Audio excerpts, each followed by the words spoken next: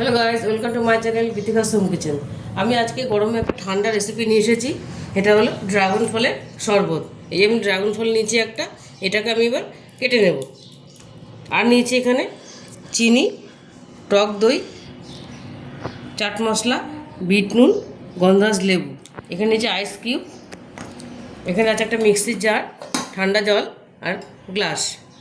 প্রথমে আমি এই ড্রাগন ফলটা কেটে নেব। এটা আমি এবার কেটে নিচ্ছি। আমারটা সাদা বেরিয়েছে, আমারটা ডিপ কালারটা হয়নি, তাই এটাখানে একটু গার্নিশিংয়ের জন্য একটু আমি গোল করে কেটে নেবো আগে। এটা আমি কেটে নিলাম। খোসাটা খুব ইজিলি এটা উঠে আসে। আমি রেখে দেবো। এবার আমি এটা কাটবো মাঝখান থেকে। এটা আমি এটা আপনি সে উঠে যাবে, সুন্দর উঠে যাবে। এবার এটাকে আমি পিস পিস করে কেটে নেব।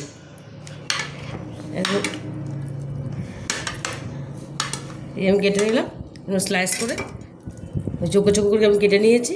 এবার এটা আমি মিক্সির জারে সব কটা দিয়ে এটা আমি মিক্সিতে ঘুরিয়ে নেব। এবার একটা মিক্সির জার, এই জারটা আমি নিয়ে নিয়েছি। এবার আমি এর মধ্যে সব দিয়ে দেবো। এটা খুব ইজি প্রসেস, খুব তাড়াতাড়ি হয়ে যায়। এই শরবতটা খেতেও ভীষণই ভালো লাগে। সব কটা আমি দিয়ে দিলাম। এবার আমি দিয়ে দেবো টক দইটা।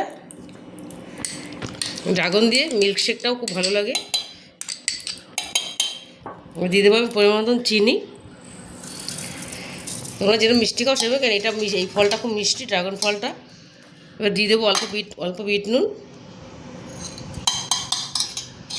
এবার দিয়ে দেবো অল্প ঠান্ডা জল, বেশি দেবো না, অল্প করে দেবো। এবার আইসক্রিমটা পরে মেশাবো।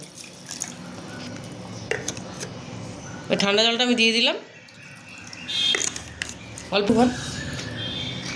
এবার একটা আইসক্রিম দিয়ে দিলাম,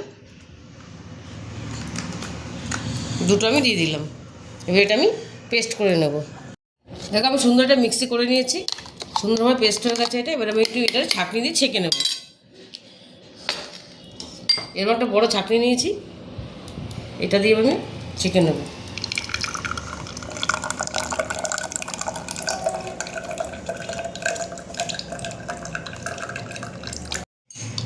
তো আমি এটা পুরোটা ছেঁকে নিয়েছি এবং গ্লাসটা ভরে গেছে।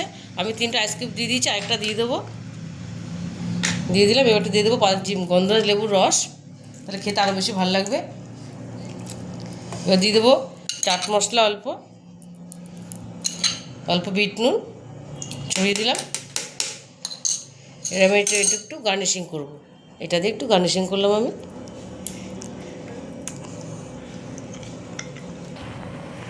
দেখো এটা আমি গার্নিশিং করে নিয়েছি। এই শরবতটা খেতে ভীষণই ভালো লাগে। তোমরা অবশ্যই বাড়িতে এটা ট্রাই করবে। এই গরমে ভীষণই এটা টেস্টফুল হয়।